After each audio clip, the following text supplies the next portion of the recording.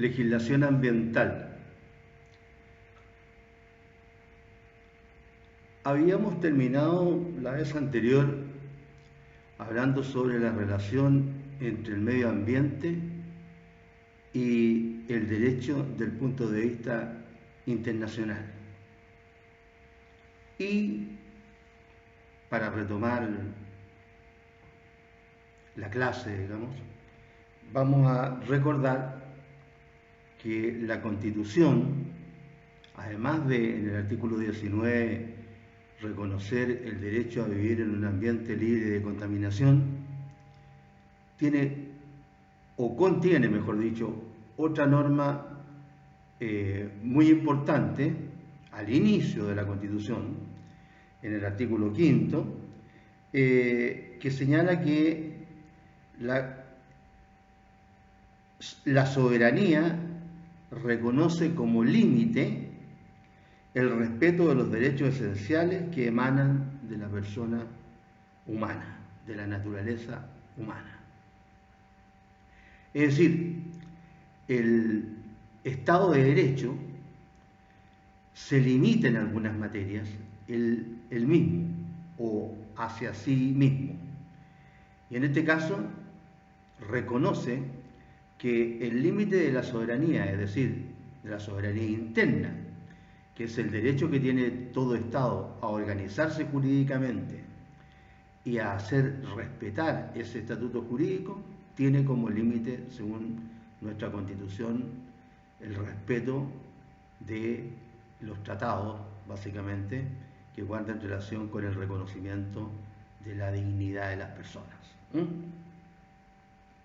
O decir, los derechos esenciales.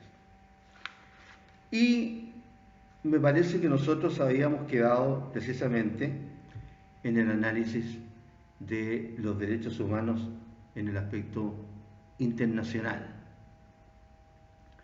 Reiteramos también que los derechos humanos tienen como fin o como razón de ser la finalidad a alcanzar, si pudiéramos decir, la dignidad humana.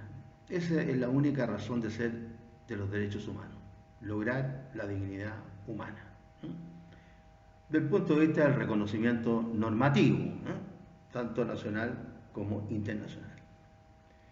Y habíamos hablado precisamente de que el derecho a vivir en un medio ambiente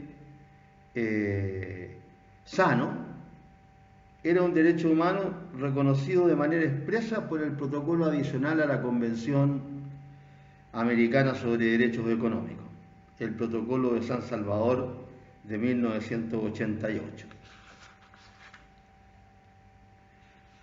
Y ahí habíamos terminado nuestras explicaciones anteriores. Habíamos dicho entonces que, siendo escasos los documentos internacionales en este sentido, es decir, documentos firmados por los estados, pues, documentos internacionales hay muchos, pero no en todos ellos aparecen todos los estados suscribiéndolos. Entonces, desde este punto de vista, los derechos humanos en relación con el medio ambiente son escasos los instrumentos internacionales vinculantes que reconozcan al medio ambiente como un derecho humano. De ahí la importancia de la jurisprudencia de la Corte Internacional sobre Derechos Humanos. No nos olvidemos que, y ya lo dije, discúlpenme que sea repetitivo, pero en estas materias de tratados internacionales están avasalladas, si pudiéramos decir, por el aspecto económico, sobre todo de la superpotencia, que tienen diferente incluso ideología. Pero en esta materia no se comprometen con la firma de tratados que limiten su desarrollo económico. Básicamente desde el punto de vista, ¿no es cierto?, de la explotación de determinados recursos que les son convenientes para su propio desarrollo económico como país. La Corte Interamericana de Derechos Humanos ha vinculado a derechos como la vida, la salud, la vida privada y familiar, o ha considerado justificado afectar o limitar otros derechos como la propiedad. ¿Para qué? Para la protección y para la tutela de qué? Del medio ambiente. Del medio ambiente. Ese medio ambiente que comprende elementos abióticos y bióticos. Unos abarcan más que los otros. Sin embargo, los efectos nocivos sobre el medio ambiente no solo afectan estos derechos, la propiedad, la vida privada y familiar, etcétera, sino que también pueden implicar el desplazamiento territorial de comunidades, la pérdida de fuentes de trabajo, la imposibilidad de abastecerse de agua potable y otros insumos alimentarios, la depreciación de ciertos bienes o sencillamente la alteración de los planes de la vida de las personas. Bueno, nosotros estamos asistiendo desafortunadamente, y no es película de ciencia ficción, estamos asistiendo a desplazamientos humanos en diferentes partes del mundo, y lo vemos incluso acá en Latinoamérica y en Norteamérica, o mejor dicho, Asia, Norteamérica y Asia, Sudamérica, desplazamientos humanos, por diferentes razones, básicamente por razones económicas. No sé cuál será el porcentaje altísimo de las personas, si se les realiza una encuesta, que contestan que esperando encontrar un futuro mejor se trasladan de sus países, y a veces con mucho esfuerzo. Uno ve, por ejemplo, el caso de los africanos, ¿no? El caso de los africanos, que hacen tremendos esfuerzos para llegar, ¿no es cierto?, a la parte de África que colinda con el Mediterráneo, para embarcarse de alguno de los puertos o no puertos que existen ahí de manera informal, y adentrarse en el mar a lo que sea, a lo que pase. ¿Por qué? Porque con la esperanza de encontrar una mejor calidad de vida. En el caso de África es hasta, ¿cómo podríamos decirlo?, hasta extraña esta emigración, porque fíjense ustedes que la mayoría de los países africanos, al igual que la India, hace poco tiempo, desde el siglo pasado, que adquirieron su independencia, dejaron de ser colonia. Los africanos básicamente en los años 60, en los 1960, estamos hablando recién 60 años atrás, en que pretendían, ¿cómo se llama?, lograr terminar con el vasallaje que ya no se ejercía trayendo africanos desde África, sino que hacia Europa o hacia otros países del mundo para venderlos como esclavos, sino que para lograr la independencia de sus países. Y los países europeos, uno del 58, otro del 59, otro del 60, 61, 62, entregaron, por decir así, devolvieron, no es la palabra exacta, pero los países a sus naturales, por decir así, en este caso a los africanos. Y fíjense ustedes que habiendo transcurrido 50 años, porque esta diáspora que existe tiene ya su buena cantidad de años, en que de los africanos se quieren ir todos a Europa, a trabajar a Europa. Y es decir que no se entiende que ellos hayan pretendido tener sus países para sí, y ahora la mayoría quiera arrancarse prácticamente de sus países porque no pueden lograr la convivencia prácticamente. No solo es un asunto de recursos en ese caso. Entonces, no sé, el mundo es como es, ¿no? Bueno, con todas estas cosas que pasan. Eso es un comentario que hacemos nosotros en las clases de derecho, porque el derecho es algo vivo. Las normas del derecho son normas creadas por el hombre y van cambiando. Y por eso es que el derecho se tiene que ir adecuando, ¿no es cierto?, a la realidad. van surgiendo situaciones nuevas, conflictos nuevos, que tienen que intentar ser aclarados por la norma, por el derecho. Porque si no actúa la norma, si no actúa el derecho, ¿qué es lo que viene? Vienen las armas nomás. Hay dos formas de convivir entre los seres humanos. Una, otorgándose un estatuto jurídico y respetándolo, o dos, defendiéndose cada uno como puede nomás. Es decir, la ley del lejano oeste en Estados Unidos cuando se inicia ese país. Por su parte, la comisión de la Corte Interamericana ha vinculado directamente la afectación del derecho a la vida con la contaminación industrial. Y citan una serie de casos. Nosotros acá tenemos también situaciones en las que el derecho a la vida se ve afectado drásticamente por contaminación del medio ambiente. Aquí tenemos en Arica el caso, ¿no es cierto?, que más ha llamado la atención, porque ha sido el más grave también, en el sentido de que ha afectado a más gente en los últimos años, que es el caso, ¿no es cierto?, de la villa industrial, al norte de nuestra ciudad. El famoso caso de los polimetales, que fueron consecuencias, ¿no es cierto?, de unas industrias que existían ahí, que dejaron ahí esos metales dañinos para la salud. Yéndonos un poco más hacia el sur, ¿no es cierto?, nos encontramos con la región de Aconcagua, en donde existen la población ahí, por ejemplo, de Ventana, donde está la refinería, la famosa refinería de Ventana, que existe desde que yo soy niño, desde que era niño, años, ¿no es cierto?, emitiendo esas partículas derivadas de los metales, de los fósiles, de los minerales fósiles, que son los derivados del petróleo, y que se refinan ahí.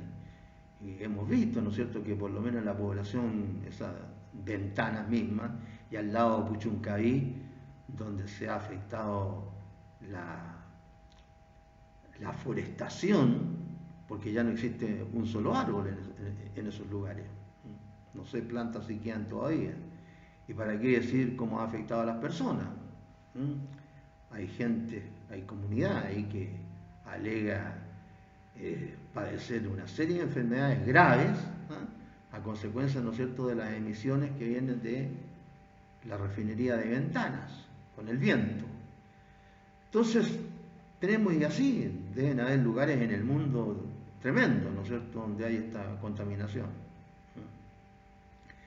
En ciudades importantes de China hay días en los que prácticamente no se puede ya no manejar, no se puede conducir, sino que prácticamente no se puede andar, porque la visibilidad no alcanza más allá de los 10, 15 metros, por la contaminación que existe de diferentes combustibles. Así que esto es un problema gravísimo, pero ¿cómo se soluciona? Y lo que es peor en el ámbito internacional, ¿quién lo soluciona?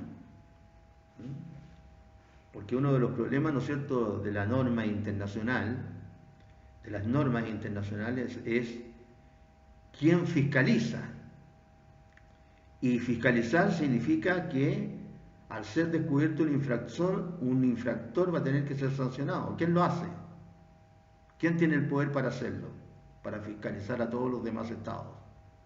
De partida, los estados chicos no corremos en eso. Podrían ser solamente la superpotencia y punto. Así que estos problemas son reales. No es solamente hablar por hacer teoría de la norma, son reales y hay que darle alguna solución. Aquí, por ejemplo, se cita el caso de Ecuador, de la situación de los derechos humanos en Ecuador. Ahí la comisión concluyó que actividades como la explotación petrolera en dicho país ha expuesto a los habitantes de la región a los derivados tóxicos en el agua, por ejemplo, que utilizan para beber y bañarse. en el aire que respiran y en el suelo que cultivan con el fin de obtener alimentos.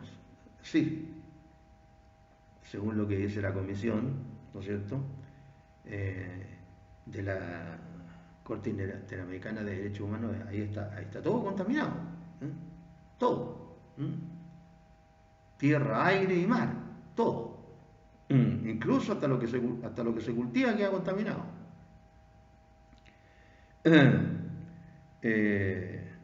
La Comisión estableció el vínculo entre los riesgos a la salud y la vida con el artículo 4 de la Convención que se refiere a ella. Señala que el ejercicio del derecho a la vida y a la seguridad e integridad física está necesariamente vinculado y de diversas maneras depende del entorno físico. Pero evidente, depende del entorno físico. Imagínense que nosotros tenemos contaminación básicamente por la emisión, ¿no es cierto?, de la combustión de los vehículos que no son a energía eléctrica, es decir, del 90 y tanto por ciento de los vehículos, de casi todos los vehículos. Y tenemos problemas en unas ciudades más que en otras. Ahora imagínense en estos otros casos en donde está contaminado, en el caso nuestro, básicamente el aire, ¿no es cierto?, en las ciudades donde hay más contaminación. Imagínense en estos otros casos donde está todo contaminado, todo. Entonces, la pregunta es, ¿dónde se para esta pobre gente?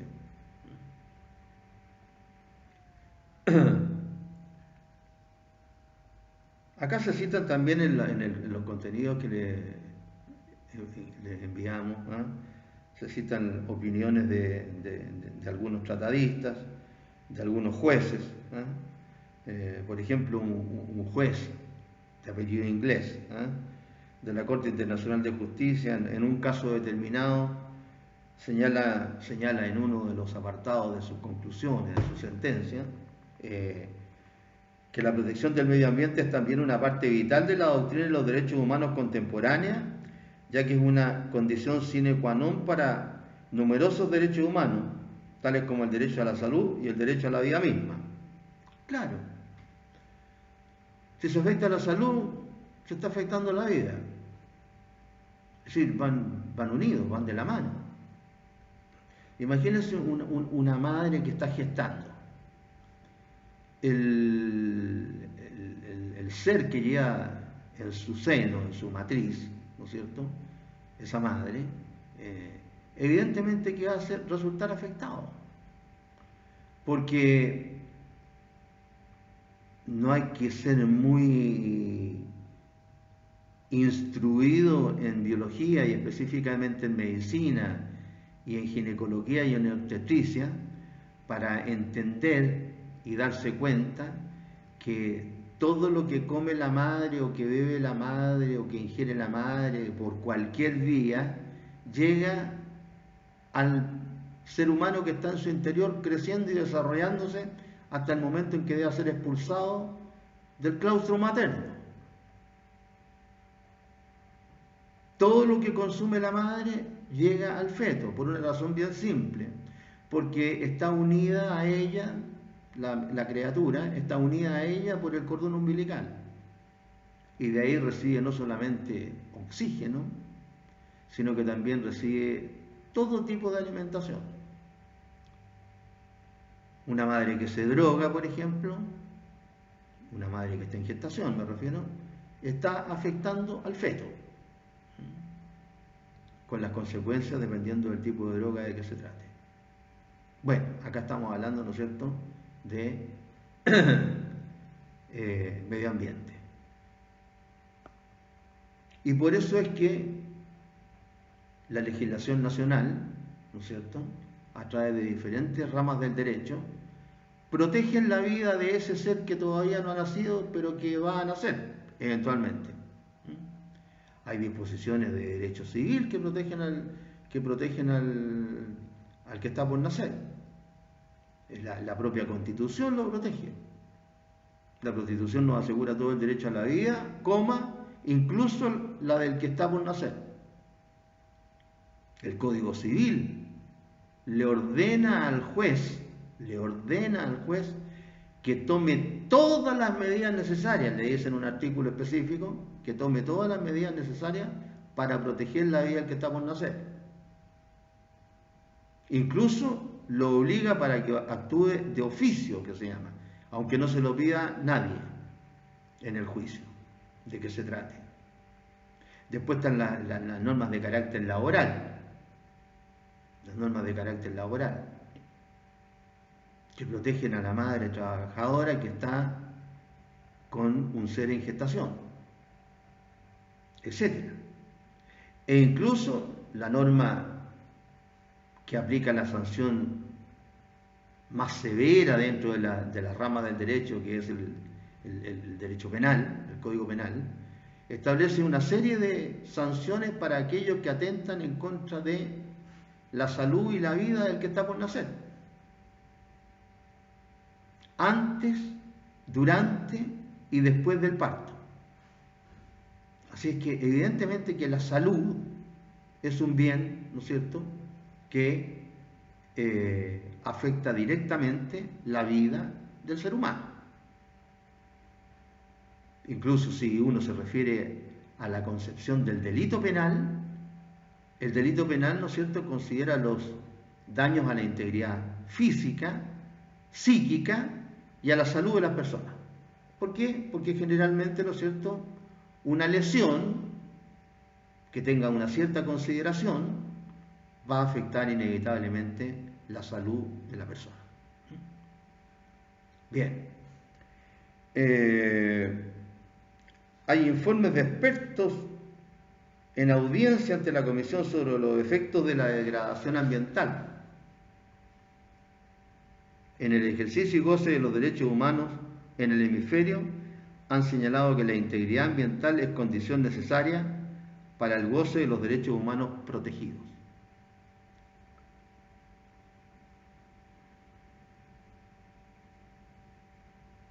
Después, ahí en los contenidos que les remitimos, nos referimos a la normativa medioambiental nacional e internacional de carácter vinculante para el Estado chileno.